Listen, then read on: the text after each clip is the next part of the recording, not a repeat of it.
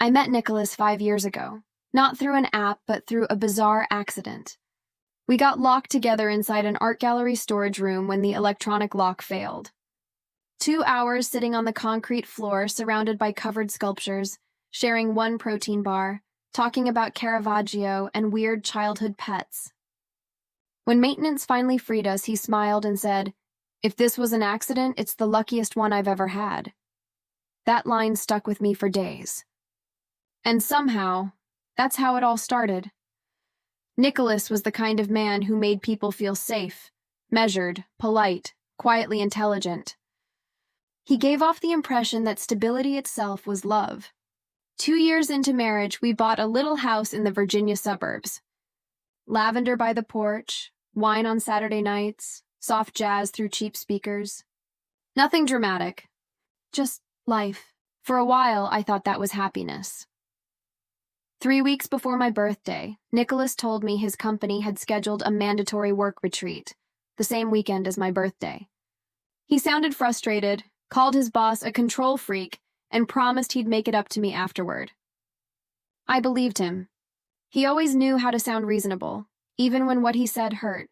The night before he left, he gave me a small box. Inside was a pair of silver drop earrings. "I know I won't be here this year," he said. "Wear these when I'm back." I thought it was sweet.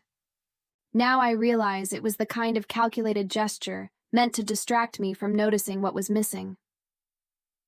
He left Friday morning. I stayed home, ordered pizza, poured a glass of wine, and watched an old movie. My mom FaceTimed to wish me happy birthday. When I mentioned Nicholas was away for a retreat, she paused, just a split second too long before saying, "Oh, that's unfortunate." I didn't think much of it.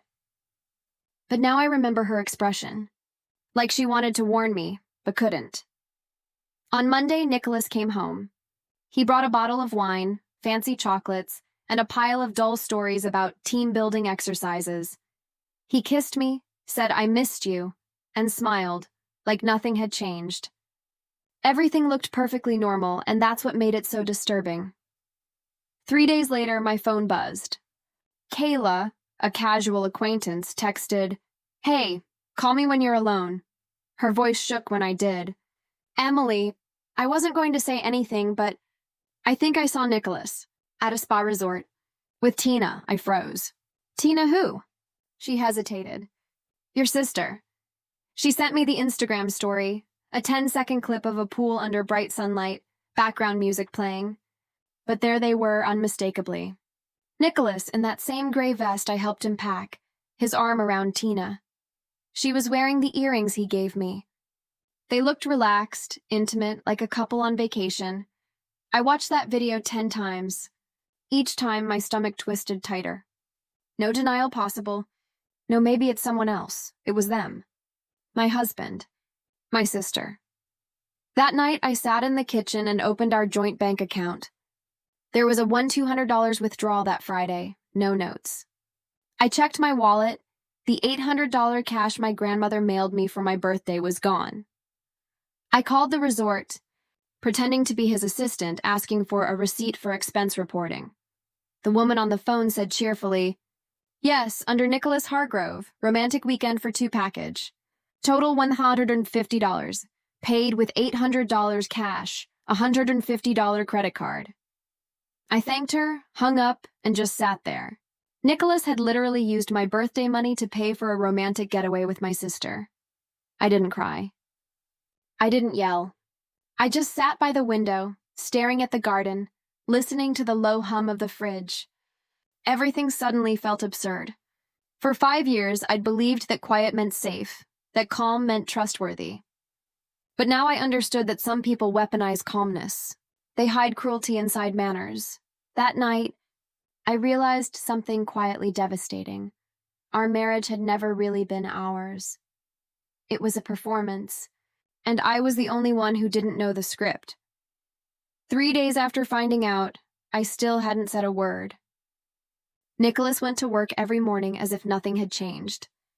He'd kiss my forehead, ask if I wanted Thai or pasta for dinner. I'd nod, watch him leave, and think, "You really believe you're still the main character, don't you?" But I didn't confront him, not yet. I wanted the truth to come out where lies usually hide best, around family. On Saturday, my mom texted, "Dinner tomorrow?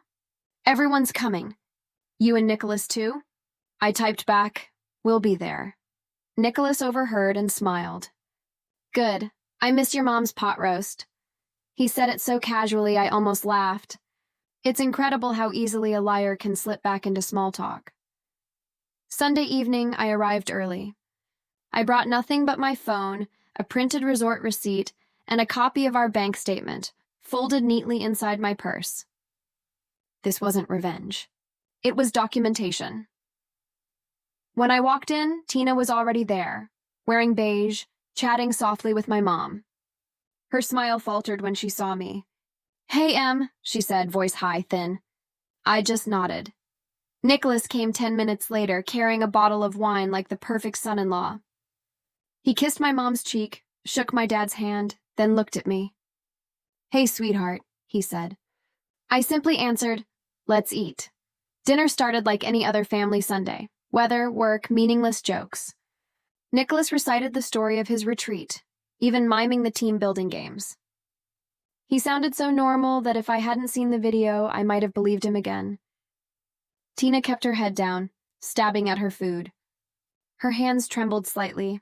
Then my mom asked, smiling, "So, was the retreat nice?" I put down my fork. "It was," I said. "Especially the romantic weekend for two package at Greenstone Spa." The silence was instant, heavy and total. Nicholas froze mid-bite. Tina stopped breathing. I reached into my bag, unlocked my phone, and placed it in the center of the table. The short Instagram video played. Sunlight, pool water, laughter, Nicholas's arm around Tina's shoulders, her head resting against him. My earrings glittering on her ears. No one spoke. Even the soft music from the clip filled the dining room like static. My mom's fork clattered against her plate. My dad pushed his chair back slowly. Tina whispered, "I'm sorry." Nicholas opened his mouth, then closed it again. I spoke first. Calm. Even. "Would you like me to show the resort invoice too? Or maybe the $200 withdrawal? $800 of it was my birthday cash, in case you're curious." Nicholas's expression shifted from shock to anger. "You're making a scene," he hissed. I smiled faintly. "No, Nicholas. You made the scene. I'm just turning on the lights." My mother began to cry, quietly, shaking. My dad looked at Nicholas with the kind of disappointment that doesn't need volume. "Tina," he said, voice low, "go upstairs, now." She didn't move. Then he looked at Nicholas. "I want you out of this house." Nicholas stood up, red-faced.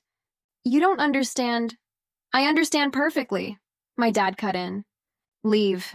He turned to me as if waiting for some rescue line, a word, a plea. There wasn't one. I said, "You know what's truly pathetic? Not the cheating. It's stealing your wife's birthday money to take her sister to a spa." He flinched. "There are levels of poverty," I added, "and yours isn't financial." Nicholas grabbed his jacket and walked out. No one stopped him. Tina kept crying into her hands. I picked up my phone, slid it back into my purse, and stood. Before leaving, I looked at her and said quietly, "Don't ask anyone here to apologize for you." Silence is the only apology left. Then I walked out. The night air was cold, clean. On the drive home, I realized my hands weren't shaking anymore. No tears, no rage, just a steady, calm pulse under my skin. Justice, I think, sometimes sounds exactly like that silence after exposure. That night, I slept for the first time in weeks. Not because things were fixed, but because the truth had finally spoken louder than I ever could. After that dinner, Nicholas disappeared for 3 days. No calls, no text. He was probably with Tina, or hiding in a hotel somewhere, telling himself I'd calm down. I didn't care. I spent those days doing what he never expected, preparing to leave methodically. The first thing I did was go to the bank. I asked for 6 months of statements under the excuse of restructuring finances. The teller smiled, printed everything, and I thanked her politely. At home, I spread the papers on the table. Dozens of small withdrawals, $120 here, $250 there, marked groceries or travel. Yet nothing new ever showed up in our fridge, and his business trips didn't match his work calendar. I totaled them up. Almost $7,000 gone. A friend of mine works at another bank. When I asked, she quietly checked Nicholas's accounts. He had 3 credit cards under his name. 2 had me listed as an authorized user, but he'd requested no physical cards or email statements for me. So I never even knew they existed. When my friend showed me the transaction list, restaurants, Airbnbs, jewelry, spa visits, I felt nothing but clarity. That's the thing about betrayal. It burns hot only until logic takes over. After that, it's ice. I documented everything. Screenshots, photos, dated notes. Stored in a locked Google Drive folder labeled legal. Not revenge, just evidence. Nicholas came back on Wednesday night holding takeout. He looked exhausted, rehearsed, maybe even guilty. I got your favorite, he said softly. Can we talk? I stared at him. What exactly would we be talking about? Your retreat? My sister? Or the money you stole from my birthday envelope? His face twitched. It's not what you think. Tina's going through something. She needed someone to talk to. I interrupted. So you slept with her to help her heal? For the first time, he couldn't find words. He just stood there, blinking. Then, as if defaulting to a script, said, "We can fix this. We just need therapy." I nodded slowly. You don't need therapy, Nicholas. You need consequences. Then I handed him a folder. Bank statements, screenshots, the spa receipt. I'm meeting a lawyer tomorrow. You can stay tonight if you need, but by morning, I suggest you pack. He stared at me like I'd become someone else. God, you're so cold. No, I said. I'm finally consistent. That night I heard him quietly packing. At 12:47 a.m., the door shut. For the first time in months, the house exhaled. The next day, I met my lawyer. She was calm, gray-haired, efficient. She looked through my documents and nodded. You have a solid case, she said. Don't engage with him emotionally. Let the paperwork do the talking. So I did. I opened a new account, moved half of our joint funds, my legal share. I set alerts for any new withdrawals on the old one. 2 days later, a notification popped up. A $2,100 purchase for a luxury watch. I laughed out loud. Nicholas still thought I was clueless. When the delivery arrived, I signed for it. The receipt clearly showed payment from our joint account. I checked the store's return policy. Refunds accepted within 7 days if unopened. Perfect. I returned the package the same day. The money went back into the joint account within hours, and I immediately transferred my half. Mathematically satisfying. That night, Nicholas called. He sounded soft, desperate. Emily, I know I messed up. I'll end things with Tina. We can start over, please. I let the phone ring. Silence is a language. It says you no longer exist in this conversation. By the weekend, I'd moved out quietly. Just my clothes, documents, sentimental items. I left the wedding ring on the kitchen counter beside a note. You're right. I don't know how to keep a man. But at least I know how to keep my dignity. Then I locked the door, returned the key through the mail slot, and didn't look back. I moved into my cousin's empty rental house. That night, I created a folder on my laptop titled Rebuild. Inside, finances, evidence, a list of steps. It wasn't anger driving me anymore. It was precision. I didn't scream, didn't post online, didn't seek sympathy. I just let Nicholas and Tina destroy themselves with their own decisions. Because real justice doesn't always need noise. Sometimes it only needs silence sharp enough to cut cleanly. Nicholas realized I was gone the next morning. When he came home, the house was half empty.